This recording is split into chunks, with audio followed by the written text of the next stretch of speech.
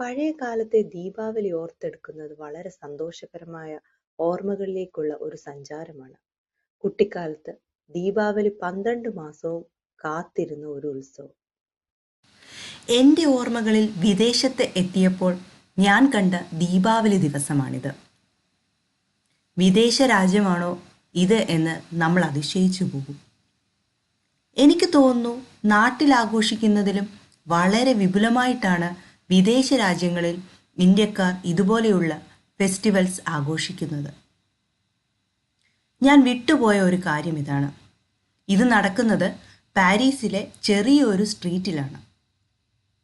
Indian കുടിയേറ്റക്കാരുടെ എണ്ണം ക്രമാതീതമായി European രാജ്യങ്ങളിൽ നിന്നല്ല എല്ലായിടത്തും കൂടുതലാണ്. പണ്ടൊക്കെ പടക്കം പൊട്ടിക്കുന്നതും മൺചിരാതിൽ ദീപം കത്തിക്കുന്നതും ഒക്കെയാണ് എൻ്റെ ദീപാവലി ഓർമ്മകൾ.